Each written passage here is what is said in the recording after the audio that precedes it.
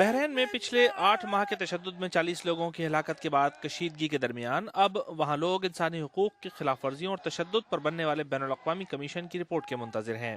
5 अरकान पर मुश्तमिल Bahrain independent commission of inquiry नामी इस तफ्तीशी पैनल ने तकरीबन 9,000 शिकायतें सुनी और 5,500 से ज़ायद लोगों से इंटरव्यू किए हैं। इस कमीशन की रिपोर्ट 30 अक्टूबर को पेश होनी है और हुकूमत ने रिपोर्ट पर तेजी से अमल का वादा किया है। शोरिश के बारे में गुफ्तगू करने वाले की सियासी वाबस्तगी के तनाजुर में 2 बिल्कुल मुख्तलिफ नुक्ता नजर सामने आते हैं। दारुल हुकूमत मनामा और उसके आसपास के गुर्बत ज़दा शिया इलाकों के लोग इस एहतिजाज को अवामी करार देते हैं, जिसको बहरीन की अक़लियती बादशाहत ने बेरहमी से कुचल दिया। लेकिन अगर आप सुन्नी आबादी और बहरीन में काम करने वाले तारकीन वतन से बात करें तो उनके बकौल सारा हंगामा दरअसल बगावत की नाकाम कोशिश थी, जिसकी पुष्टपनाही ईरान कर रहा था ताकि सुन्नी बादशाहत खत्म करके ईरानी तर्ज की मुल्लायत कायम की जा सके।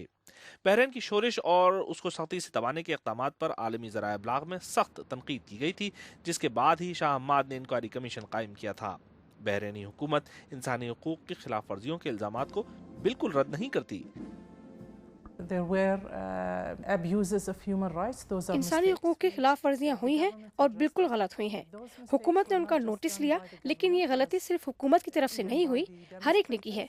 अब सवाल ये है कि क्या ये सब कुछ बाकायदा मुनज़्ज़म तौर पर हुआ और क्या बहुत बड़े पैमाने पर हुआ? तो ऐसा नहीं है।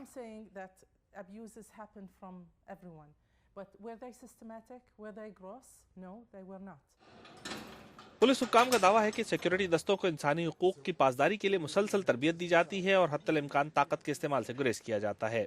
लेकिन एहतिजाज करने वाले कहते हैं कि रियासती इदारों की जानिब से बेदरीग तशद्दुद का इस्तेमाल आम है। इस हवाले से डॉक्टर सादिकुल अकरी का वाक़या बहुत मशहूर हुआ था, जिन्होंने चंद महीने पहले खुद पर पुलिस के मुबैना तशद्दुद के फौरी बाद BBC से गुफ्तगू की थी।